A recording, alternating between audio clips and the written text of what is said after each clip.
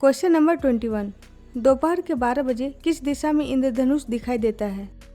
सही answer option D, यह नहीं देख सकते। इंद्रधनुष का निर्माण बारिश के सूक्ष्म बूंदों अथवा कणों पर पड़ने वाले सूर्य किरणों के विक्षेपण से होता है, अर्थात सूर्य की किरणें जब वर्षा की बूंदों से अपवर्तित तथा परावर्तित होती हैं तो इंद्रधनुष बनता है।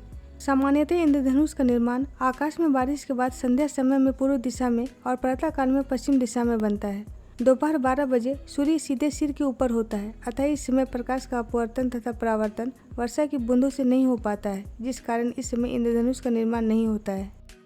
Question number 22। किसी अपारदर्शी वस्तु का रंग उस रंग के कारण होता है जिसे वो सही आंसर ऑप्शन सी, परावर्तित करता है। सामान्यतः जब किसी अपारदर्शी वस्तु पर प्रकाश पड़ता है तब वह प्रकाश के 7 रंगों में से एक को परावर्तित करती है और बाकी बचे रंगों को अवशोषित कर लेती है। अपारदर्शी वस्तु द्वारा जिस रंग को परावर्तित कर दिया जाता है उसे ही हमारी आंखें देख पाती हैं, अर्थात वह वस्तु हमें उसी रंग की दिखाई देती है। इस प्रकार हम कह सकते हैं कि वस्तु द्वारा प्रकाश के जिस रंग को परावर्तित कर दिया जाता है वही उस वस्तु का रंग निर्धारित करता है। Question number 23। गर्म मौसम में पंखा चलने से आराम महसूस होता है क्योंकि सही आंसर ऑप्शन बी, हमारा पसीना तेजी से वाष्पीकृत होता है। शरीर में पसीने का आना स्वास्थ्य के लिए अच्छा माना जाता है क्योंकि इसके माध्यम से बहुत से उत्सर्जी पदार्थ शरीर से बाहर निकल जाते हैं तथा इससे शरीर का तापमान भी नियंत्रित रहता है। गर्मी के मौसम में अधिक गर्मी होने के कारण हमारे शरीर से अधिक मात्रा में पसीना का स्राव होता है। ऐसी स्थिति में जब हम पंखा चलाकर उसके पास बैठते हैं तो हमारे शरीर से निकल रहा पसीना बहुत तेजी से सूखने लगता है, अर्थात हमारे शरीर का पसीना तेजी से वाष्पीकृत होता है। जैसे जैसे पसीना सूखता जाता है हमें आराम महसूस होता है। Question number 24। जब किसी बोतल में पानी भरा जाता है और उसे जमने दिया जाता है तो बोतल टूट जाती है क्योंकि सही आंसर ऑप्शन है, पानी जमने पर फैलता है।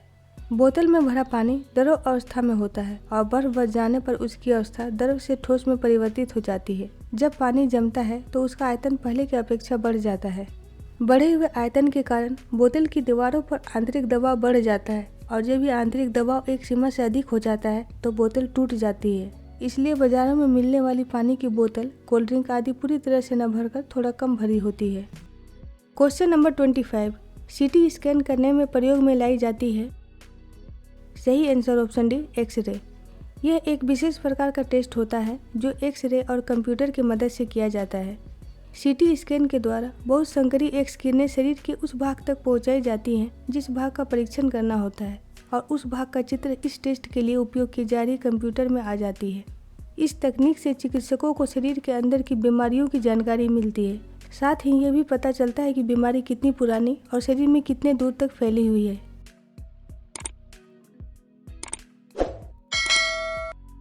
Question number 26।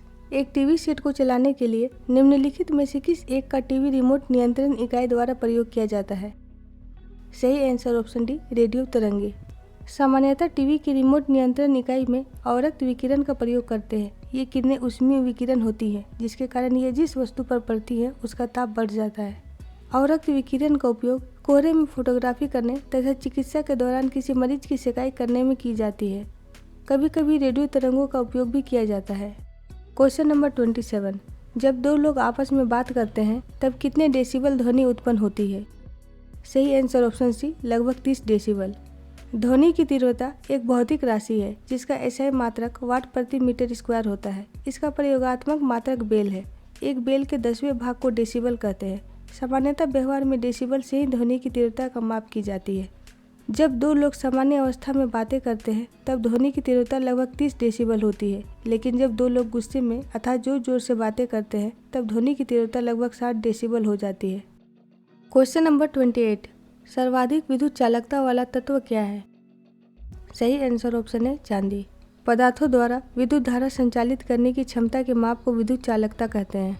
जिन धातुओं में विद्युत आवेश का प्रवाह सुगमतापूर्वक होता है उन्हें विद्युत का सुचालक कहते हैं और जिन धातुओं में विद्युत आवेश का प्रवाह सुगमतापूर्वक नहीं होता है उन्हें विद्युत का कुचालक कहते हैं।